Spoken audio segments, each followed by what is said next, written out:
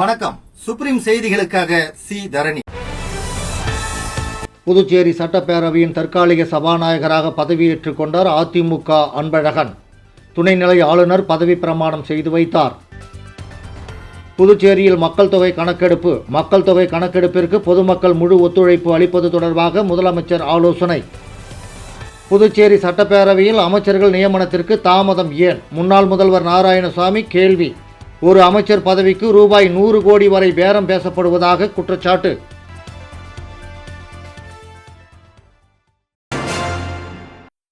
புதுச்சேரி மாநில 16வது சட்டப்பேரவையின் தற்காலிக சபாநாயகர் உறுதிமொழி ஏற்பு விழா மக்கள் மாளிகையில் இன்று நடைபெற்றது. புதுச்சேரி மாநில 16வது சட்டப்பேரவையின் தற்காலிக சபாநாயகர் உறுதிமொழி ஏற்பு விழா மக்கள் மாளிகையில் இன்று நடைபெற்றது. துணைநிலை ஆளுநர் கைலாஷ்நாதன் அன்பழகன் அவர்களுக்கு உறுதிமொழி செய்து வைத்தார். முதலமைச்சர் ரங்கசாமி, அமைச்சர்கள் நமச்சிவாயம், மல்லாடி கிருஷ்ணராவ், சட்டமன்ற உறுப்பினர்கள், தலைமை செயலர் சரத் சௌகான், அரசு செயலர்கள், காவல்துறை உயர் அதிகாரிகள் ஆகியோர் விழாவில் கலந்து கொண்டனர்.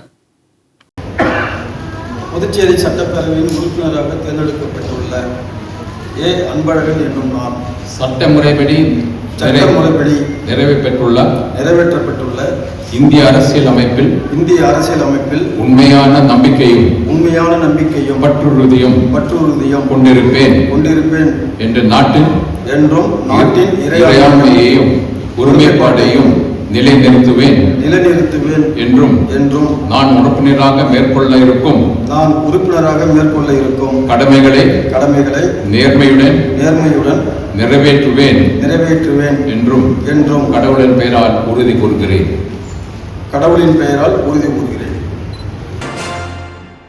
புதுச்சேரியில் மக்கள் தொகை கணக்கெடுப்பிற்கு பொதுமக்கள் முழு ஒத்துழைப்பு அளிக்க வேண்டும் என்பது குறித்து முதலமைச்சர் ரங்கசாமி சட்டசபை வளாகத்தில் முதலமைச்சர் அறையில் ஆலோசனை மேற்கொண்டார். மக்கள் தொகை கணக்கெடுப்பு பணிக்கு பொதுமக்கள் முழுமையான ஒத்துழைப்பு வழங்கி தங்களது விவரங்களை சரியாகவும் முழுமையாகவும் அளிக்க வேண்டும் என்று புதுச்சேரி முதலமைச்சர் ரங்கசாமி வலியுறுத்தினார். சட்டசபை வளாகத்தில் உள்ள முதலமைச்சர் அறையில் நடைபெற்ற ஆலோசனைக் கூட்டத்தில் கலந்து கொண்டு பேசிய அவர், மக்கள் தொகை கணக்கெடுப்பு என்பது அரசின் திட்டமிடல் மற்றும் மக்கள் நல திட்டங்களை செயல்படுத்துவதில் முக்கிய பங்கு வகிப்பதாக தெரிவித்தார். மேலும் கணக்கெடுப்பு அதிகாரிகளுக்கு பொதுமக்கள் முழு ஒத்துழைப்பு வழங்க வேண்டும் என்றும், குடும்ப உறுப்பினர்கள், கல்வி, வேலைவாய்ப்பு, வசிப்பிடம் உள்ளிட்ட அனைத்து விவரங்களையும் முழுமையாக தெரிவிக்க வேண்டும் எனவும் கேட்டுக்கொண்டார். இந்த கணக்கெடுப்பின் மூலம் அரசின் பல்வேறு நலத்திட்டங்கள் சரியான பயனாளிகளுக்கு சென்றடைய உதவும் என்பதால் பொதுமக்கள் இதனை பொறுப்புணர்வுடன் அணுக வேண்டும் என முதலமைச்சர் தெரிவித்தார். புதுச்சேரி சட்டப்பேரவையில் அமைச்சர்கள் நியமனத்திற்கு தாமதம் ஏன் என முன்னாள் முதல்வர் நாராயணசாமி கேள்வி எழுப்பியுள்ளார். இது தொடர்பாக அவர் பேசும்பொழுது, புதுச்சேரியில் முதலமைச்சர் 2 அமைச்சர்கள் மட்டுமே பதவியேற்றுள்ளனர். தற்காலிக சபாநாயகர் அன்பழகன் நியமிக்கப்பட்டுள்ளார். இன்னும் 3 அமைச்சர்கள், சபாநாயகர், துணை சபாநாயகர் பதவியேற்க வேண்டும். இதில் இழுபறி நீடிக்கிறது. பொதுவெளியில் அமைச்சர் பதவிக்கு பேரம் பேசப்படுவதாக தகவல்கள் வருகின்றன. ஒரு அமைச்சர் பதவிக்கு ரூபாய் 100 கோடி பேரம் பேசப்படுகிறது. அமைச்சரவை அமைக்கும் முன்பாகவே ஊழல் இருந்தால் இந்த ஆட்சி எப்படி இருக்கும்? அமைச்சர் நியமனத்தில் தாமதமாவதற்கு காரணம் என்ன என்று முதலமைச்சர் ரங்கசாமி பகிரங்கமாக அறிக்கை வெளியிட வேண்டும் என்று அவர் தெரிவித்தார். புதுவை சட்டப்பேரவையில் அமைச்சராக பொறுப்பேற்ற நமச்சிவாயம் முதல் நாளிலேயே 3 முக்கிய கோப்புகளில் கையெழுத்திட்டார். புதுச்சேரி அமைச்சராக பதவியேற்றுக் கொண்ட பின்னர் அமைச்சர் நமச்சிவாயம் இன்று சட்டப்பேரவை வளாகத்தில் அமைந்துள்ள தனது அலுவலகத்தில் அதிகாரப்பூர்வமாக பொறுப்பேற்றுக் கொண்டார். அமைச்சராக பொறுப்பேற்ற பிறகு பொதுமக்கள் நலனை கருத்தில் கொண்டு 3 முக்கிய கோப்புகளில் முதலாவதாக கையெழுத்திட்டார். அதன்படி மண்ணாடிப்பட்டு தொகுதிக்குட்பட்ட ஆதி திராவிட மக்களுக்கு இலவச மனைப்பட்டா வழங்குவது தொடர்பான கோப்பு, திருக்கனூர் பகுதியில் துணை வட்டாட்சியர் அலுவலகம் அமைப்பது தொடர்பான கோப்பு மற்றும் அமைச்சருக்கு தனி செயலர் நியமிப்பது தொடர்பான கோப்பு ஆகியவற்றில் அமைச்சர் நமச்சிவாயம் கையெழுத்திட்டார். பொறுப்பேற்ற முதல் நாளிலேயே மக்கள் நலன் மற்றும் நிர்வாக வசதிகளை மேம்படுத்தும் நடவடிக்கைகளுக்கு முன்னுரிமை அளித்து முக்கிய முடிவுகள் எடுக்கப்பட்டுள்ளமை குறிப்பிடத்தக்கது. புதுச்சேரி இந்திரா காந்தி சிலை அருகே அதிநவீன இதய சிகிச்சை மையத்தை முதலமைச்சர் ரங்கசாமி திறந்து வைத்தார். புதுச்சேரி இந்திரா காந்தி சிலை அருகே புதிதாக அமைக்கப்பட்டுள்ள doctor Anush ராஜியின் ஹிருதயா kshetra cardiac clinic என்ற அதிநவீன இதய சிகிச்சை மையத்தின் திறப்பு விழா சிறப்பாக நடைபெற்றது. இந்த விழாவில் புதுச்சேரி முதலமைச்சர் ரங்கசாமி சிறப்பு விருந்தினராக கலந்து கொண்டு மருத்துவமனையை திறந்து வைத்து குத்துவிளக்கு ஏற்றி தொடங்கி வைத்தார். பின்னர் மருத்துவமனை வளாகத்தை சுற்றி பார்த்த முதலமைச்சர் அங்குள்ள மருத்துவ உபகரணங்கள், இதய சிகிச்சை வசதிகள் மற்றும் நோயாளிகளுக்கு வழங்கப்பட உள்ள மருத்துவ சேவைகள் குறித்து மருத்துவர்களிடம் கேட்டறிந்தார். இதய நோய்களுக்கான நவீன சிகிச்சைகள் மற்றும் பரிசோதனை வசதிகள் குறித்து விரிவாக விளக்கம் அளிக்கப்பட்டது. இந்த திறப்பு விழாவில் தொழிலதிபர் கிருஷ்ணகுமார், வழக்கறிஞர்கள் பன்னீர்செல்வம், விவேகானந்தன், மருத்துவர்கள் டாக்டர் ராஜகீர்த்தி, டாக்டர் கிரிக் பக்ஷி, டாக்டர் அனஸ்ராஜ் உள்ளிட்ட பலர் கலந்து கொண்டு வாழ்த்துக்களை தெரிவித்தனர். மேலும் மருத்துவமனையின் நிறுவனர் மருத்துவர் டாக்டர் அனுஸ்ராஜ், அவரது தந்தை முன்னாள் பேராசிரியர் ராஜமோகன் மற்றும் தாய் மாலா ஆகியோர் வருகை தந்தவர்களை வரவேற்றனர். பொதுமக்களுக்கு உலகத்தரம் வாய்ந்த இதய சிகிச்சை சேவைகளை ஒரே இடத்தில் வழங்கும் நோக்கில் தொடங்கப்பட்டுள்ள இந்த மருத்துவமனையில் எக்கோ, ட்ரெட்மில் டெஸ்ட், இசிஜி, இரத்த பரிசோதனை சேவைகள் உள்ளிட்ட பல்வேறு நவீன வசதிகள் ஏற்படுத்தப்பட்டுள்ளதாக மருத்துவர்கள் தெரிவித்தனர். இந்த புதிய இதய சிகிச்சை மையம் புதுச்சேரி மக்களுக்கு விரைவான, தரமான மற்றும் துல்லியமான இதய சிகிச்சை சேவைகளை வழங்கும் என்ற நம்பிக்கை விழாவில் பங்கேற்றவர்களிடையே தெரிவிக்கப்பட்டது.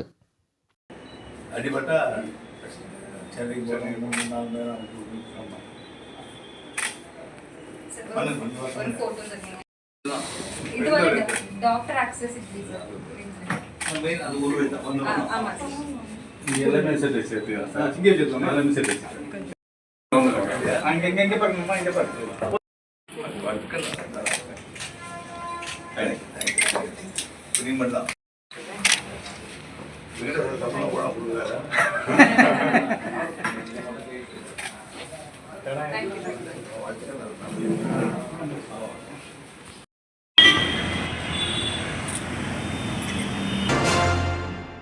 தனியார் பேருந்து டைமிங் காரணமாக அதிவேகமாக வந்து இருசக்கர வாகனம் மீது மோதி 2 இளைஞர்கள் படுகாயம் அடைந்தது தொடர்பாக நடவடிக்கை எடுக்க கோரி பொதுமக்கள் கோரிக்கை வைத்துள்ளனர்.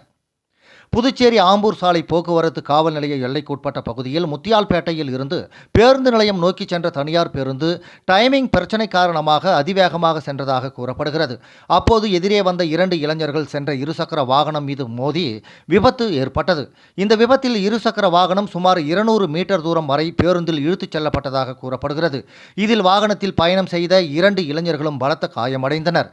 விபத்தை கண்டு அதிர்ச்சி அடைந்த அப்பகுதி பொதுமக்கள் காயமடைந்த இளைஞர்களை மீட்டு உடனடியாக புதுச்சேரி அரசு பொது மருத்துவமனைக்கு சிகிச்சைக்காக அனுப்பி வைத்தனர். மேலும் விபத்தில் சிக்கிய இருசக்கர வாகனம் முற்றிலும் நொறுங்கியது. தனியார் பேருந்துகளின் டைமிங் போட்டி காரணமாக புதுச்சேரி நகர பகுதியில் தொடர்ந்து விபத்துகள் நடைபெற்று வருவதாக பொதுமக்கள் குற்றம் சாட்டுகின்றனர். இதனால் காவல்துறையினர் தனியார் பேருந்து உரிமையாளர்கள் மற்றும் ஓட்டுநர்களிடம் ஆலோசனை நடத்தி பொறுமையுடனும் பாதுகாப்புடனும் வாகனங்களை இயக்க அறிவுறுத்த வேண்டும் என கோரிக்கை விடுத்துள்ளனர். மேலும் தனியார் பேருந்துகள் அதிக வேகமாக இயக்கப்படுவதால் பொதுமக்கள் மத்தியில் அச்சம் நிலவி வருவதாகவும் தெரிவிக்கப்பட்டுள்ளது. விளம்பர இடைவேளைக்கு பிறகு செய்திகள் தொடரும்.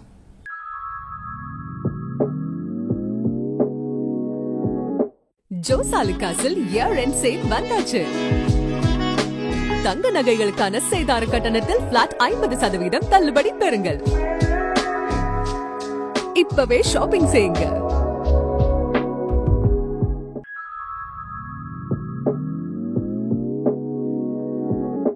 ஜோசாலுகாஸில் இயர் எண்ட் சேல் வந்தாச்சு. தங்க நகைகளுக்கான சேதார கட்டணத்தில் பிளாட் 50% தள்ளுபடி பெறுங்கள். இப்பவே ஷாப்பிங் செய்யுங்க. செய்திகள் தொடர்கின்றன. இந்திய அரசின் மக்கள் தொகை கணக்கெடுப்பு 2027க்கான பணிகளை புதுச்சேரி மாநிலத்தில் துணைநிலை ஆளுநர் கைலாசநாதன் தொடங்கி வைத்தார். இந்திய அரசின் மக்கள் தொகை கணக்கெடுப்பு 2027 பணிகள் புதுச்சேரி மாநிலத்தில் இன்று தொடங்கியது. வரும் ஜூன் 1ஆம் தேதி முதல் 30ஆம் தேதி வரை கணக்காளர் நேரடியாக வந்து கணக்கெடுப்பு நடத்த உள்ள நிலையில் பொதுமக்கள் தாங்களாகவே முன்வந்து இணையதளத்தில் தகவல்களை பதிவேற்றம் செய்யும் சுய கணக்கெடுப்பு முறையை துணைநிலை ஆளுநர் கைலாசநாதன் தொடங்கி வைத்தார். இந்த நிகழ்ச்சியில் மக்கள் தொகை கணக்கெடுப்பு திட்டத்தின் இயக்குனர் சுந்தரேஷ் பாபு, கூடுதல் மாவட்ட ஆட்சியர் சுதாகர் மற்றும் இணை இயக்குனர் புவனேஸ்வரி உள்ளிட்ட அதிகாரிகள் உடனிருந்தனர். புதுவை தமிழ் இலக்கிய ஆய்வுக் கழகத்தின் VP மாணிக்கம் நினைவேந்தல் நிகழ்வில் முனைவர் சுந்தரமுருகன் கலந்து கொண்டு மலரஞ்சலி செலுத்தினார். புதுவை தமிழ் இலக்கிய ஆய்வுக் கழகமானது அண்மையில் விபத்தில் மரணம் அடைந்த புதுச்சேரி கலைமாமணி விருது பெற்ற தமிழறிஞர் வி.பி. மாணிக்கம் அவர்களுக்கு நினைவேந்தல் நிகழ்வை புதுச்சேரி அம்பலத்தடையார் மடத்து வீதியில் அமைந்துள்ள வள்ளலார் ராமலிங்க அடிகளார் சுத்த சன்மார்க்க சங்கத்தில் நடத்தியது. இந்த நினைவேந்தல் நிகழ்வில் புதுச்சேரி தமிழறிஞர் கலைமாமணி முனைவர் சுந்தரமுருகன் கலந்து கொண்டு மலரஞ்சலி செலுத்தினார். இந்த நினைவேந்தல் நிகழ்விற்கு புதுவை தமிழ் இலக்கிய ஆய்வுக் கழகத்தின் தலைவர் சொல்லாய்வு செல்வர் தமிழ்மாமணி வேல்முருகன் தலைமையேற்றார். கலைமாமணி அரங்க முருகையன் வரவேற்புரை நிகழ்த்தினார். கலைமாமணி சீனு வேணுகோபால், கலைமாமணி கோவிந்தராஜன், புதுச்சேரி அரசு கலை பண்பாட்டுத்துறையின் மேலாள் இயக்குனர் கலியபெருமாள், கலைமாமணி பேராசிரியர் அசோகன், எழுத்தாளர் தமிழ்மணி, கவிஞர் பாலசுப்பிரமணியன், கவிஞர் ஆனந்தன், கவிஞர் பேராசிரியர் இளமதி ஜானகிராமன், நண்பர்கள் தோட்டத்தின் தலைவர் திருநாவுக்கரசு, கவிஞர் கலைமாமணி ஆறு செல்வன், கவிஞர் திருமதி ஜெயந்தி ராஜவேலு, பேராசிரியர் வேல் கார்த்திகேயன், கலைமாமணி கவிஞர் விஜயலட்சுமி, பிரெஞ்சு பேராசிரியர் ஆனந்த வடிவேலு ஆகியோர் கலைமாமணி வி.பி. மாணிக்கம் அவர்களின் படத்திற்கு மலர் வணக்கம் செய்து நினைவேந்தல் உரையாற்றினர்.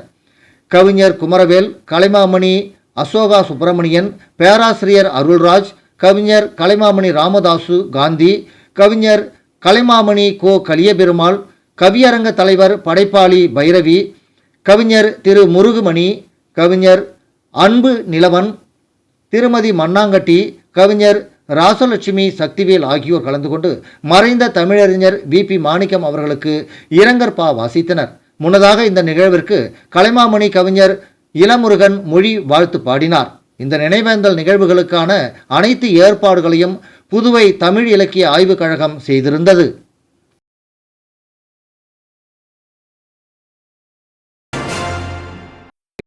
புதுச்சேரி மாநிலத்தில் உள்ள அனைத்து அறக்கட்டளைகளின் ஒருங்கிணைப்பாளராக புதுச்சேரி வேதபுரம் அறிவு திருக்கோயிலின் தலைவர் அருள்நிதி சவுந்தரராஜன் அவர்கள் பொறுப்பேற்றுக் கொண்டார். புதுச்சேரி மாநிலத்தில் உள்ள அனைத்து அறக்கட்டளைகளின் ஒருங்கிணைப்பாளராக புதுச்சேரி வேதபுரம் அறிவு திருக்கோயிலின் தலைவர் அருள்நிதி சவுந்தரராஜன் அவர்கள் பொறுப்பேற்றுக் கொண்டார். அப்பொழுது விரிவாக்க இயக்குனர் மற்றும் திருவண்ணாமலை மண்டல தலைவர் அருள்நிதி ராம அருள்ஜோதி ஐயா, செயலர் கோ லட்சுமணசாமி என்கிற சேகர், அருள்நிதி கண் கிருஷ்ணசாமி, லாஸ்பேட்டை அறக்கட்டளை செயலர் அருள்நிதி தேவன், திருபுவனை அறக்கட்டளை தலைவர் அருள்நிதி ஞானசேகர், ஏம்பலம் அறக்கட்டளை செயலர் வெங்கடேசன், துணைத் தலைவர் அருள்நிதி சுகந்தி ராஜவேலு ஆகியோர் வாழ்த்தி பேசினர். மற்றும் அறக்கட்டளையின் துணைத் தலைவர்கள் மற்றும் மன்ற பொறுப்பாளர்களும் கலந்து கொண்டனர். முடிவில் அவ்வை நகர் தவ மையத்தின் தலைவர் அருள்நிதி ஸ்ரீனிவாசன் அவர்கள் நன்றி கூறினார்.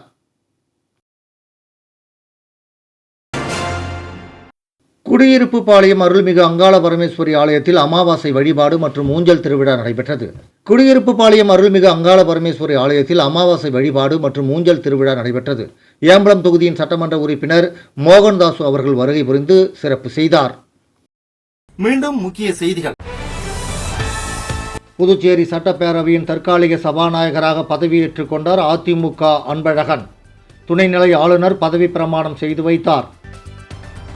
புதுச்சேரியில் மக்கள் தொகை கணக்கெடுப்பு. மக்கள் தொகை கணக்கெடுப்பிற்கு பொதுமக்கள் முழு ஒத்துழைப்பு அளிப்பது தொடர்பாக முதலமைச்சர் ஆலோசனை. புதுச்சேரி சட்டப்பேரவையில் அமைச்சர்கள் நியமனத்திற்கு தாமதம் ஏன்? முன்னாள் முதல்வர் நாராயணசாமி கேள்வி. ஒரு அமைச்சர் பதவிக்கு ரூபாய் 100 கோடி வரை பேரம் பேசப்படுவதாக குற்றச்சாட்டு. இத்துடன் இந்த செய்தி அறிக்கை நிறைவடைந்தன. வணக்கம்.